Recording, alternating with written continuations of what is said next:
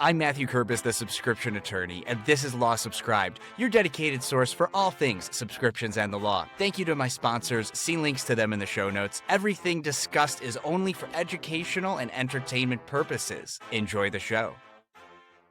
Here we are. We're live. For those folks who are joining us right away, first of all, I apologize. We're 3 minutes late. Lauren and I, as per usual, got wrapped up with like tech stuff and talking about tech stuff, and it involved going live on LinkedIn. So if you're like, you clicked on this tab on this video, and you're like, why am I seeing set up your stream as the thumbnail? Well, I was sharing my screen, and we were having fun, and we were talking about going live on LinkedIn because this is Lauren's first time, right? Lauren, say hello to everybody. Yes. Hi, everyone. I'm so excited to be here.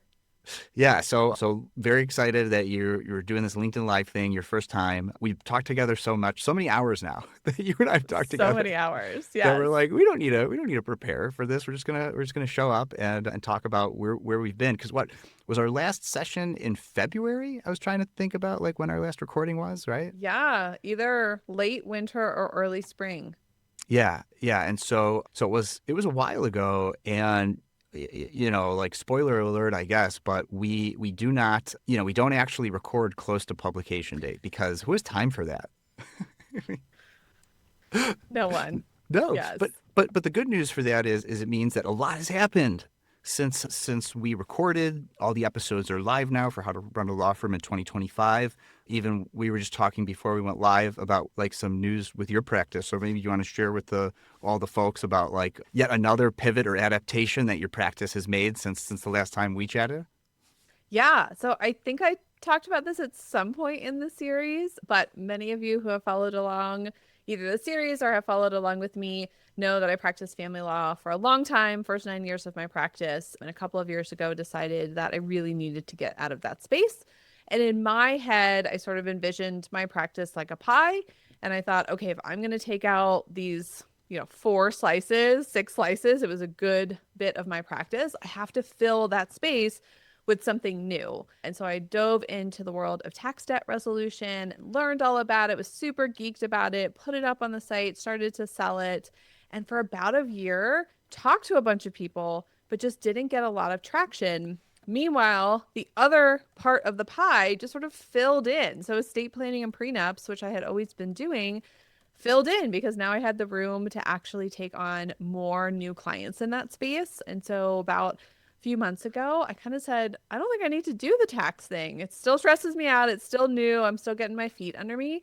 And the business is doing really well without it. So I just kind of simplified and I guess like mini pivoted and said, you know what? I think I'm going to take that off the website, not sell it anymore, and just focus on the 2 practice areas that I really love doing. So that's worked out great. And yes, again, within the time that we stopped recording, still made another change and it has all worked out.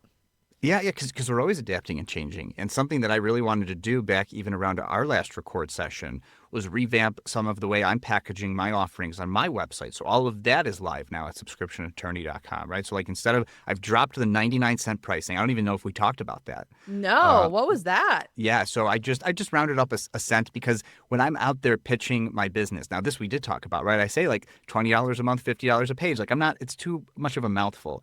And so, look, I like to, speak the actual truth. And so I've adapted my pricing to be actually, starting at $20 a month. Now, what I did find too, talking about like cutting out things that people aren't taking advantage of or that you're not actually like using, but you're investing time and effort into it.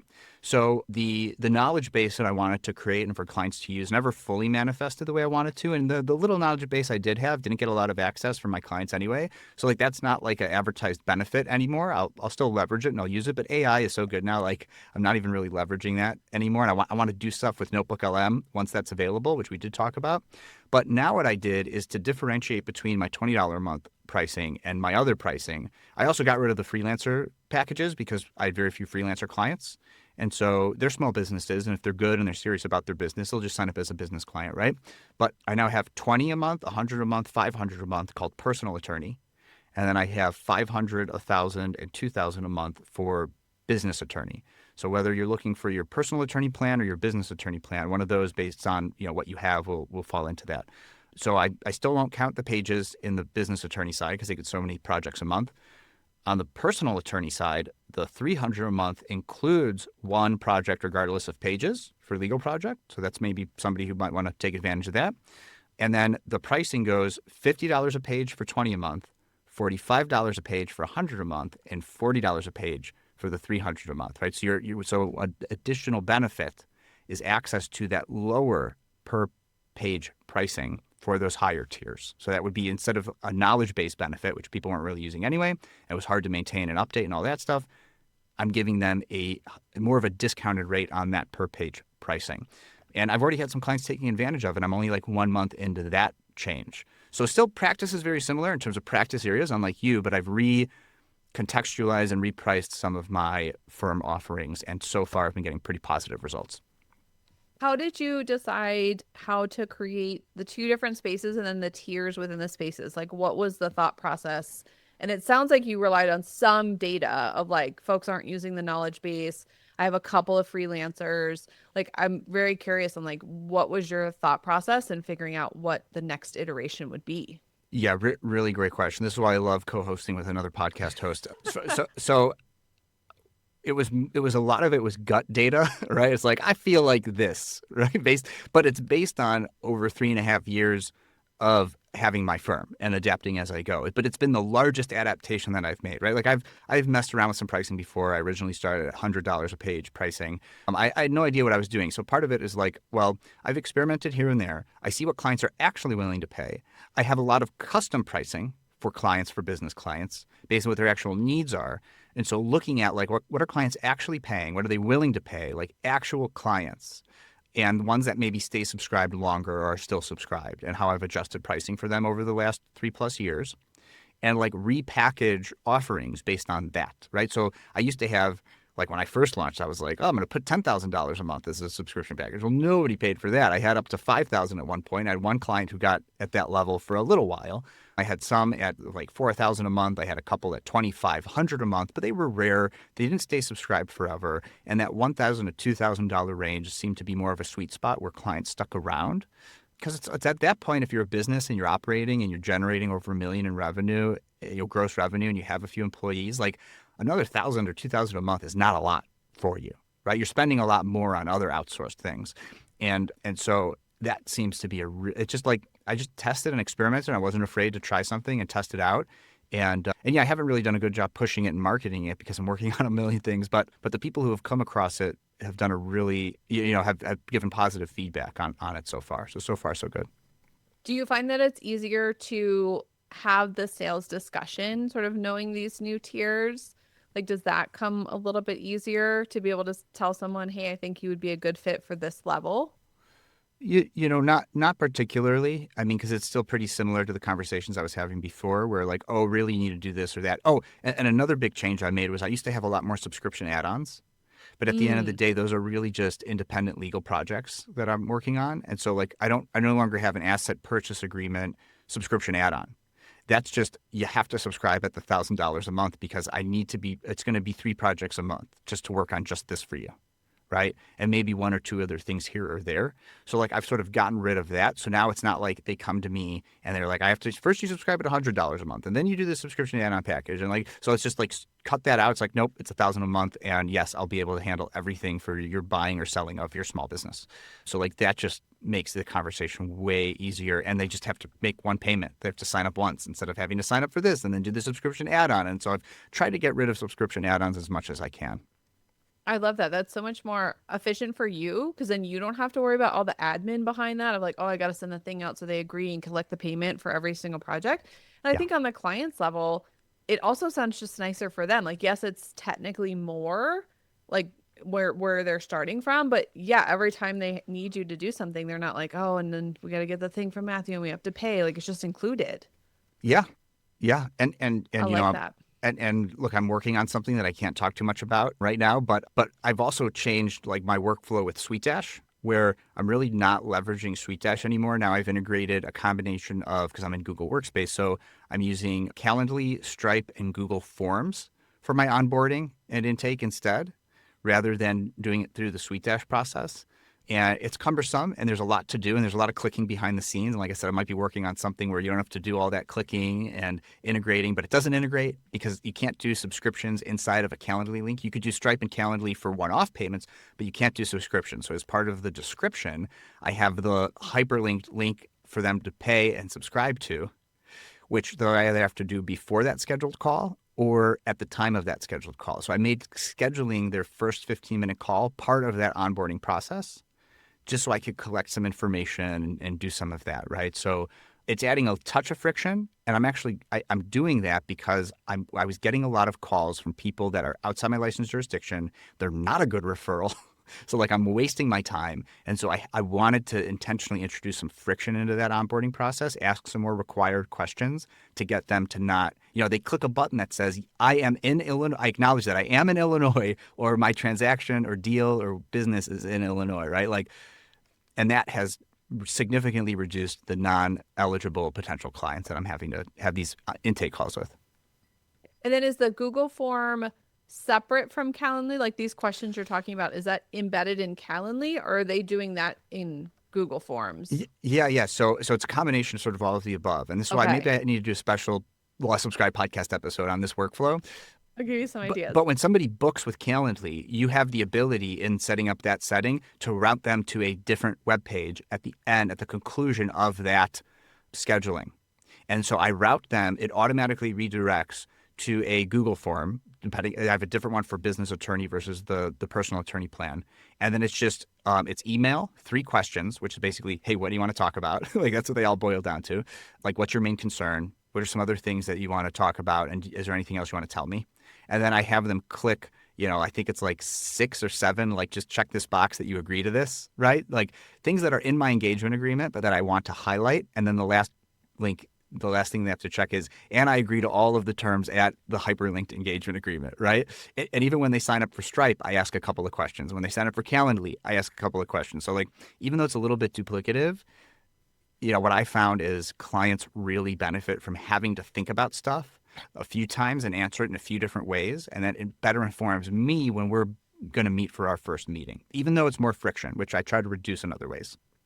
But I think your use of it here is actually really smart because, like you said, otherwise, if you make it so easy for anybody to come along and schedule a call with you or have some sort of interaction, right, you're potentially going to get a lot of tire kickers, folks who aren't actually somebody you can help, right? And so they're in the beginning of the process, I think a little bit is actually good to help people weed out so that you're not wasting your time on folks who are just never going to convert to a sale. Yeah. And forcing them to have a 15-minute call with me when they're signing up as part of the sign-up process, I think is also really important because it also sets the stage for this is how you communicate with your lawyer. Mm-hmm. And even if you just ignore everything and you just click yes just to get through to talk to me, the likelihood that you're trying to engage in some kind of fraud or you're not in my practice area, like it just goes down. You had another change, though, since we last talked, and that was you've adopted Substack as a platform for your newsletter, right? So, like, talk about that transition.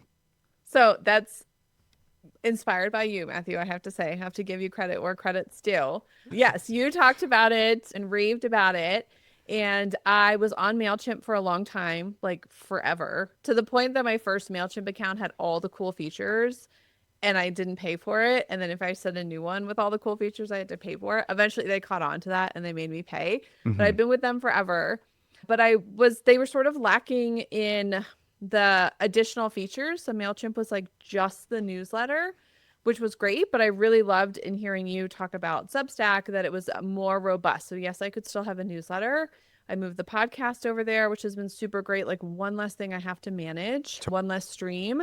And then I really love the community aspect that's kind of built into Substack, not only with commenting and actually being able to hear from lawyers who are so amazing and read my newsletter and will see me in person and tell me like great feedback. And I implemented this into their practice, but like I don't get to see everybody.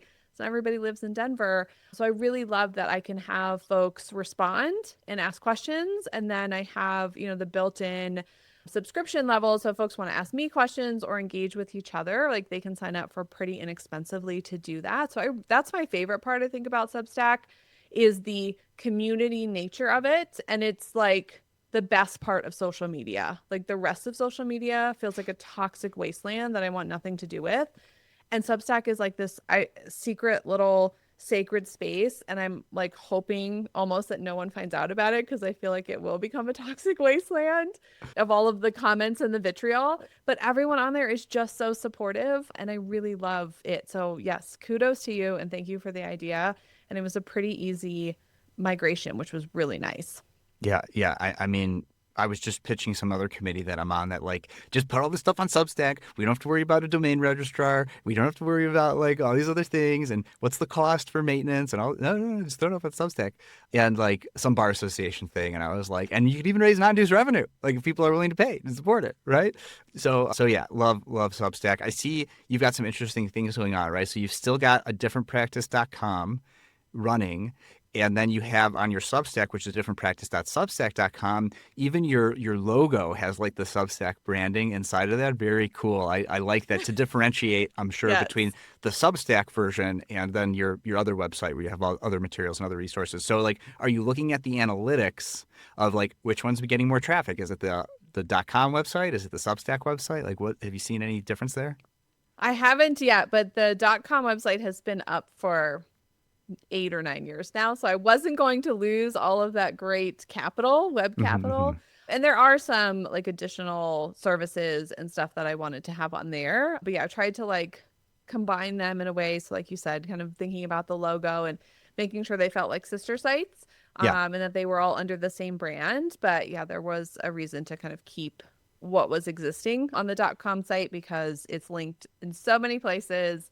And then it gives me the option to kind of expand in the future if I want to do something beyond Substack. Yeah, yeah, and that you already have the brand and you have the website and stuff. Like when I find folks that haven't even like launched like even like a solo consulting side hustle business, like I'm like, well, just use Substack. Like you don't need Wix, you don't need Yeah. Squarespace, you don't need any of these other websites. Like you're gonna be a content-based business or have some sort of like paywall stuff.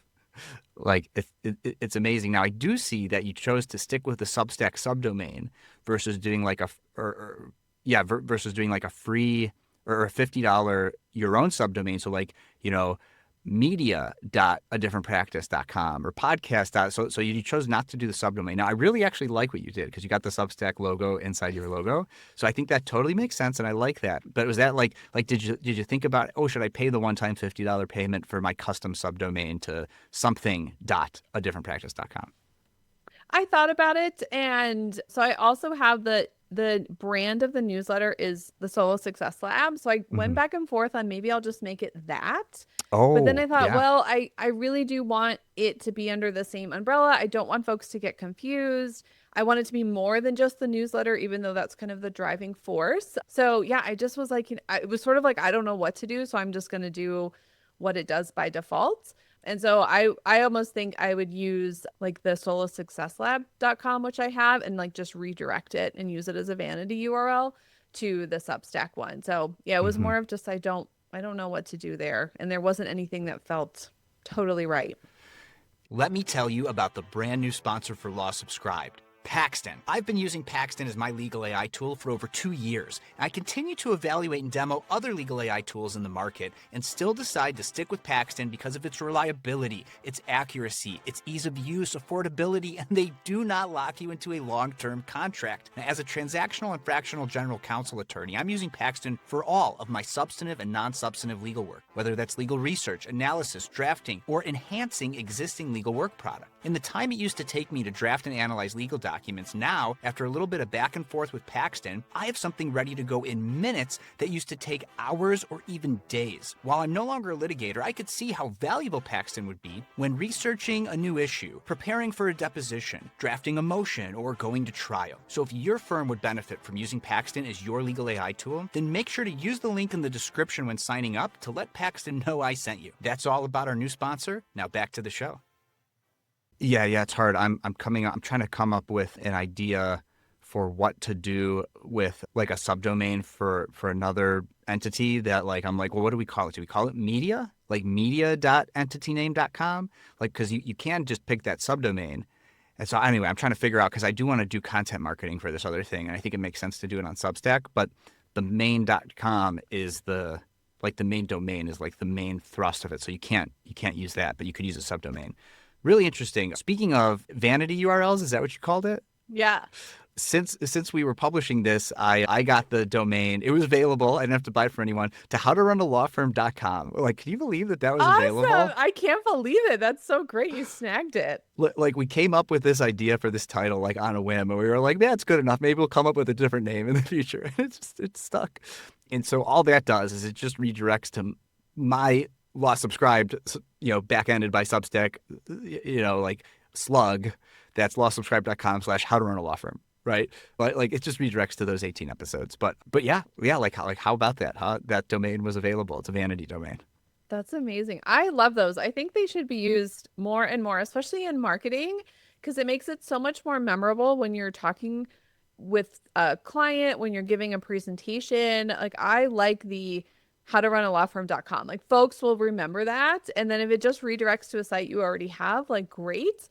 But I try and think of those all the time. They can be very tricky to get like a good one because a lot of folks have thought about these ideas. But man, when you get one, it's so nice to be able to use that just off the cuff, like rolls off the tongue.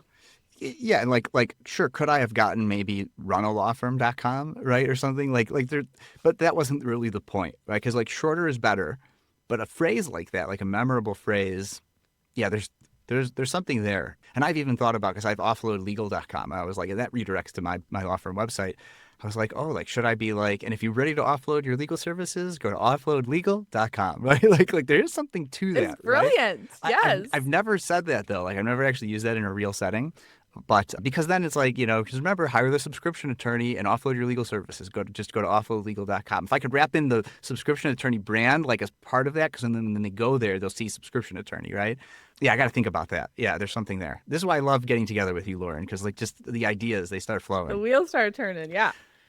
Oh gosh, is there anything else? I'm trying to think if there's any other cool things on my end. Any other like big announcements or lessons or learnings? Like obviously, based on our conversation, we both went off and we made some changes to our practice after what was it? It was like 10 hours? I think like we put in like 10 hours, right? Yes. Yeah. Yeah, it was 18 episodes, right? We tried to do half an hour an episode, which didn't often work. So probably even more than 10 hours then. Yeah. Yeah, probably.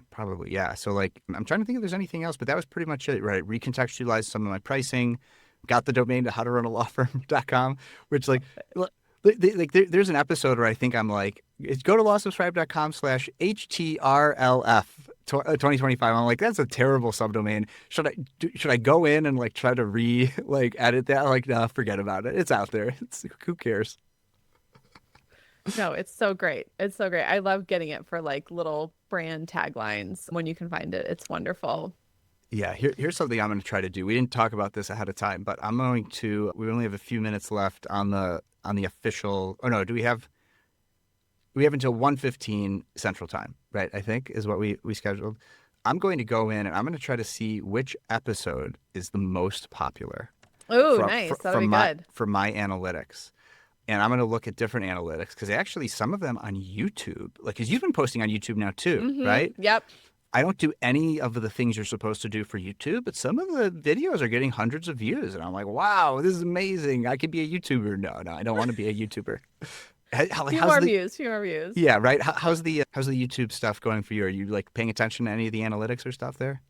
I have been really terrible. So usually I'm trying to be very good about practicing what I preach. And I tell everybody to get on video. And I still wholeheartedly believe that. But the practice has been running so great that I've been slacking. So I haven't been on YouTube. I haven't been posting. It is in my Q4 goals I have a list of like ideas for videos and a lot of scripts that I'm going to put together, but I haven't sat down and recorded them yet. So that's my goal running into the new year, is to get back on that train. So no, I haven't been looking, but I still get folks all the time when I ask them, how'd you find me? And they'll say YouTube or, saw your video on Google because it comes up in the search results. So it's still working for me. I just haven't fed the beast recently. Yeah, that's awesome. Let me see here. Oh, I'm like, I gotta even like mute this whole thing. Hold on. So I'm going to my playlist on YouTube. Anybody could do this, by the way. And I have How to Run a Law Firm playlist there. So now I could just see, can I sort by most popular? I can. Oh, thank you, YouTube. Okay. Wow. I have not looked at these. This is cool. Oh, I'm excited. This is like the reveal. So the most watched video from our series on YouTube was, for me, it was episode 128 of my podcast, but it was the episode on costs, I was gonna say it's got to be something about money. right? Like, and so cost 199 views. Interesting. And the next closest one is 147 views, outsourcing, Oh, which you and I were like not like very we're like, we confident don't with. do that. I still Yeah. haven't outsourced. Have you? No. I'm gonna I have was. to very soon. I'm getting busy. Like I think I'm gonna have to start outsourcing. But yeah, like yeah. So cost outsourcing, and then the next two are probably least surprising. If you had to guess, what's the most popular episode for my audience, especially Lauren? Could you guess? Pricing, A- subscription stuff. AI actually. Oh, that's hilarious. It's both AI episodes are next, and then finances, and then pricing. So like those are like Okay. 1, 2, 3, 4, 5, 6. My top six, right? Yeah, and And then they're market. all in the same vein, like how to Kind of. make money efficiently. Right, right. Outsource so you could spend time doing higher value work. Keep your costs low. Use AI to be more efficient. Price your services accordingly, and use that subscription model, baby. That's it. Yeah, and then marketing. Marketing is the next one, and then the rest of them start to get pretty low, right? So like even the pricing episode only has 56 views. Finances had 93. AI one had 104. AI two had 125. So that's the YouTube statistics anyway. Let me see. I never trust, I don't know how you're feeling about this, but for like the Substack analytics, I feel like it's a super undercount. Like it's not like Yeah. there's the Apple privacy stuff, or if you're listening on Apple Podcasts, the privacy stuff around doesn't turn on. Because I'm getting like just through podcast listens, I think I crossed like the 30,000 total download threshold a while ago. But like it doesn't like that doesn't add up to like what I'm seeing on some of these numbers for like individual episodes, or I'm in the hundreds of listens, but it's still not like I thought it would. I think it's more out there because Substack might have like, oh, like this episode got like 250 listens, but then Spotify says it got like 200 listens, but then it shows on Substack that Spotify only represents like 4% of my total listenership. And I'm like, Yeah. what are these numbers? They don't make any sense. So if you're interested in getting into podcasting and you're watching this, it's like it's hard to be a professional podcaster unless you're getting millions of downloads. Like it's just because the numbers Yes. they don't add up. It doesn't make any sense.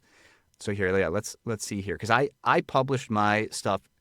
I interspersed it with other episodes.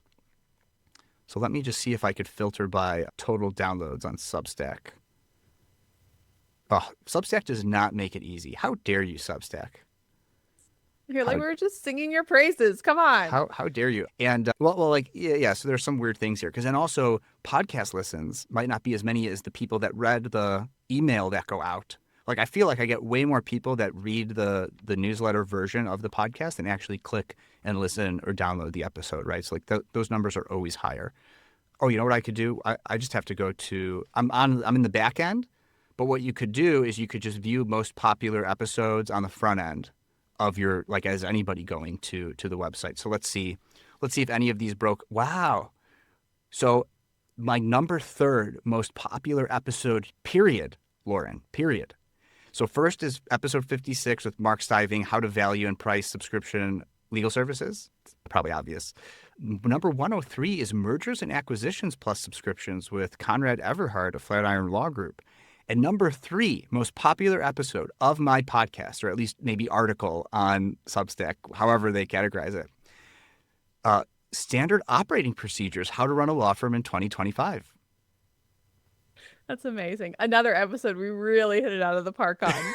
Right. But it shows you that like people are interested in that, and different audience that Hmm. tunes in different places are interested in different things, right? And so SOP. So like if content was my main thing, like my takeaway would be focus on the finances, on the costs, and on the standard operating procedures, like and create more content around that, right? Because like that seems to be where the listeners are most, or watchers or whatever, or readers are most interested, right? Like I don't know, you're more into the data stuff than I am. So like am I onto that? Is that where I should Yeah, no, focus I my think that's content? brilliant. Absolutely. Yeah, I think any of us, no matter what data you're looking at, whether you're creating content or like we were talking about earlier, right, going back and looking at the last year of clients, like who came in and what type of case was it and geographically where were they at? I mean, all of that data I think helps us make much more informed decisions.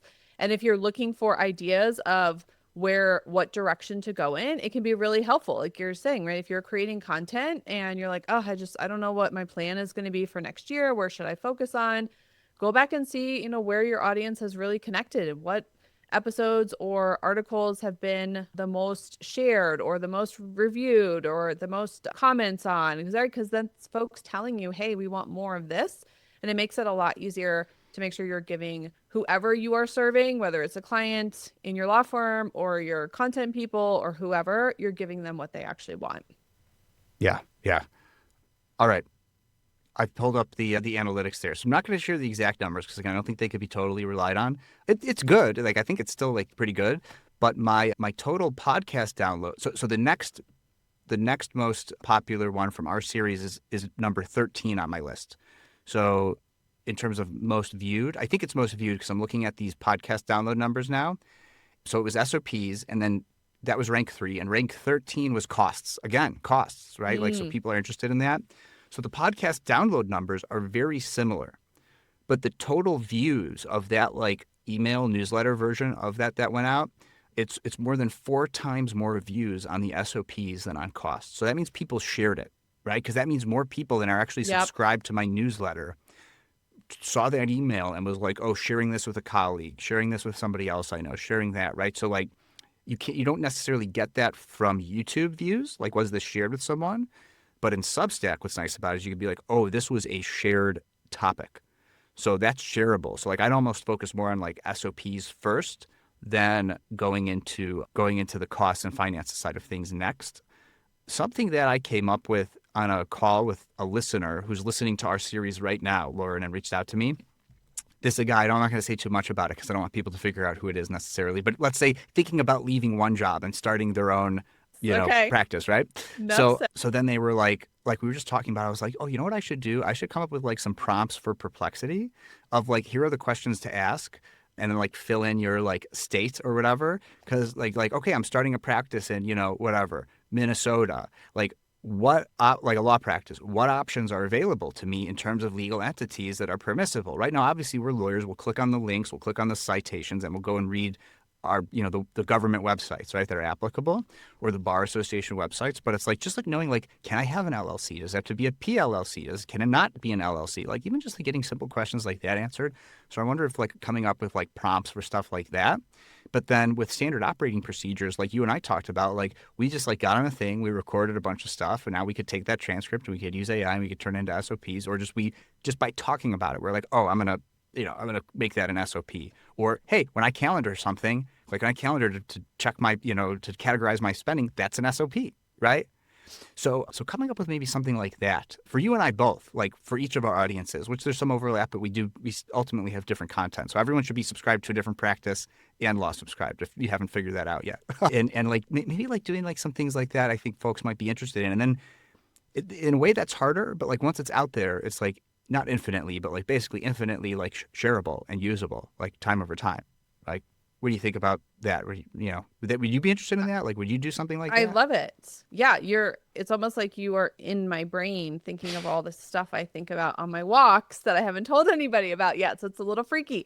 But yes, that's exactly my idea and plan for next year, is to continue to build out, especially a different practice with tools like that fellow solos can use.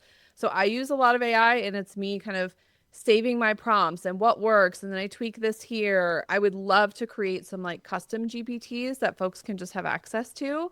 So that's all part of my plan, because I think that is where stuff is going, right? AI is everywhere. Can't stick our head in the sand. Like, might as well use it to be better lawyers and be more efficient in our practices. But it can be really overwhelming of like, where do I start? How do I use this thing? How do I trust it? How do I know that it's giving me accurate information?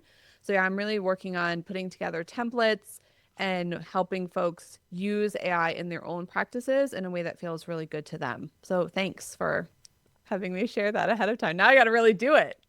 Yeah. Or also, I'm sorry, because I heard something somewhere about how psychologically, and we announce that we're doing something, we get the same psychological satisfaction of not even having done it. And so also, I'm sorry. I'm like, great. I'm 2026 checked off. Right. Yeah. Well, all right. Well, we just didn't having such a good job chatting. I haven't paid attention to if there's been any comments that are live. I don't see any that come in, but as we were talking about ahead of time, LinkedIn is kind of wonky. So let me click on something here and see if I can't just like get in and reload and see if there's any comments. But we have about, 7-ish minutes left. So if folks want to say anything to me and Lauren while you have us live, now's the chance. We've had some people come in and out throughout.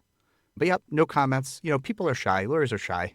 I know You they know, we're are. we're lurkers. We're afraid that, our employer will find out we're watching this thing. And like we don't want to, we don't want them to know that we're thinking about starting our own firm. So it's okay. It's okay. It's all right. No problem. Secret's safe with us. No problem. All right, so that's your goals for 2026. Anything else you're working on to wrap up by the end of the year? Anything, any big goals or anything like that? No, I'm on track to crush my revenue goal, which is so great, like to do without any contested family cases. So that feels really good. And yeah, it's really just kind of leaning more into a different practice and trying to give folks some tools and resources that they can really implement. Yeah, I do have coming up. Is it my next episode? Oh yeah, so if you're watching this around the time that it's actually like live, because I will re-syndicate this as like a podcast episode. But the next episode 141, is a recorded talk I gave about AI and using the subscription model and whatever at the American Academy of Matrimonial Lawyers Symposium. So like family law attorneys. And in that talk, I'm like, and you think like not a single person there was not billing by the hour, like in a room of like Wow. 300 something lawyers and mostly lawyers and some judges, right? So it's like, oh my gosh, like everybody's here, like nobody's ditched the billable hour.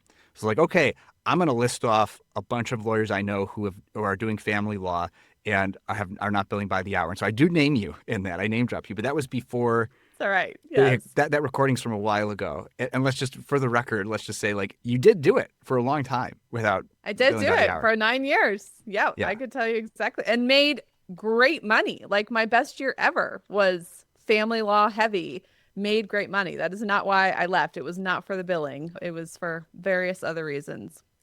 But I have to imagine if other lawyers on the other side were not billing by the hour and those incentives weren't there, maybe you'd still be doing it. Yep, probably very much so. Yeah, it was definitely a contributing factor. Yeah. So I've had conversations with family law attorneys about ditching the billable hour, immigration attorneys. I'm really sort of starting to expand into areas that are dominant, billable hour and just or even just fixed fee, but haven't used subscription. Yeah, I found a good way to do that. So I'm trying to get more focused on that for this year. I am once October rolls around, I'm doing Max Law Con. I'm speaking on that there. But then I don't think I have any scheduled talks or speaking engagements or anything for the rest of the year. So I kind of want to not do anything like that and just focus on my practice for a little bit. So those are my goals is after October, give myself a 3 or 4 month break from speaking engagements and like just like keep practicing law, because regardless of what I do, I mean, when you do it like we do it, right? When you run a law firm like Lauren and I do in 2025 and beyond, it's fun. It's amazing. I'm so excited to wake up every day and sit down and see what client needs something or what I can solve. And yes, it's wonderful. Yeah. And my child now is like, what are you doing for work? Why do you have to do this thing so early in the morning? And I could say honestly, because I'm helping people. Daddy's helping people. Yep, without a doubt. Yeah. It's amazing. Yeah. Although it does feel bad. And she's like, she's like, but I want to sleep in. And like, well, I'm going to get you to school early today. So yeah, with that, everybody who's watching live or hears this later, if you're not already, adifferentpractice.com, adifferentpractice.substack.com to follow Lauren, subscribe to Lauren's stuff. It's all great. I'm a Substack subscriber to her. Always a good post there. Now, what I always do is I open, not just for you, but for every Substack I'm subscribed to, I open it in Safari and I just do the listen to. So like I just turn them all into like 2x speed podcasts. And what I really like about Lauren's, I'm going to put this out there for everybody else, is some people look at Substack as, it's blogging. It's like new age blogging. And they write like 2,000 plus words and it's like really long. And I'm like, I'm listening to this thing for like, if it takes me more than 10 minutes to listen to it using like the Siri AI and Safari, it's too long. Lauren's are all like 5 minutes or less. So really good, really quick. Highly recommend. Yes, that's intentional because we're busy, man. And yeah, I don't want folks to not get the good information or get these tools because, it takes 2 hours to like go through it all. Yeah, for real. Okay, well, let me check where we are on live here. Okay. Okay, so yeah, it is about 30 seconds. So I'll thank you for coming on the show, and then we'll vamp for a little bit to like let the LinkedIn people Sounds see it. great. Okay, so one last time, Lauren Lester of Lester Law, my life lawyer, and your life lawyer, if you're listening to this and you're a future client, at differentpractice.com. Thanks again so much for coming on the podcast. You're the best, Matthew. Thank you. And that's a wrap. Thanks for tuning in. Make someone's day by sharing this episode with them. The best way to get in touch is to follow and message me on LinkedIn. To get extra content, subscribe to the newsletter at www.lawsubscribe.com, where you can also become a paid subscriber to get episodes and content early. Until next time, this is Matthew Kurbis with Law Subscribed.